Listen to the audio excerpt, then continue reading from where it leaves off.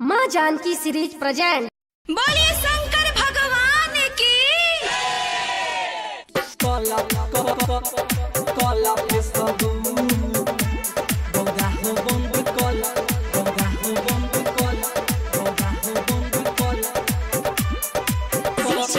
राजा Ankit Meena present.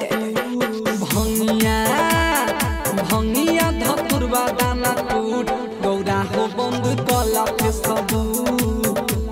Gaura हो बंद कला फेसबू कला फेसबू चिलो देदा चिलो मसालाई मारी धूप गौरा हो बंद कला फेसबू गौरा हो बंद कला फेसबू कला फेसबू भंगिया धतुरबा दाना कूट गौरा हो बंद कला फेसबू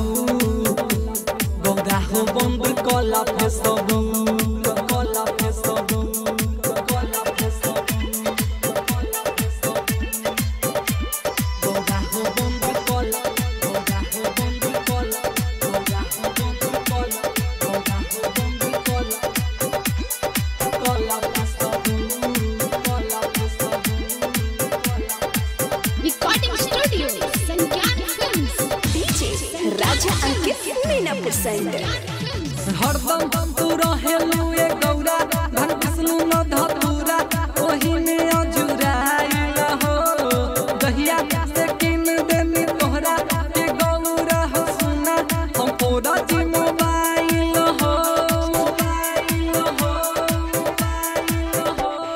हरदम तू रहेलू ए गौरा धन विष्णु न धतुरा ओही में अजुराइल हो दहिया से किन देनी तोहरा के गौरा हो सुना हम पूरा जी मोबाइल हो गौरा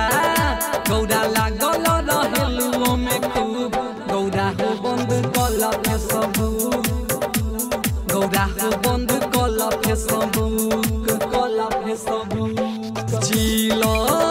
बेदा चिलो मसालाई मारी धूप गौरा हो बंद कला फेसबू गौरा हो बंद कला फेसबू कला फेसबू कला फेसबू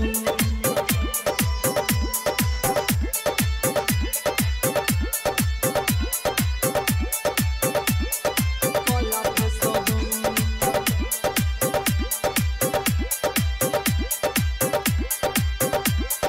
कला फेसबू डीजे राजा अंकित मीना प्रेजेंट। हाँ हंटा दादा डीजे अंकित सुनाए गौरा जरावत चिहिली महो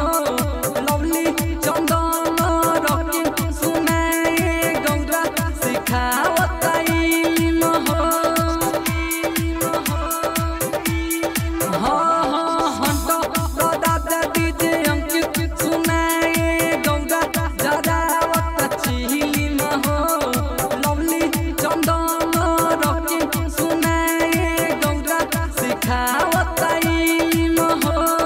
गौरा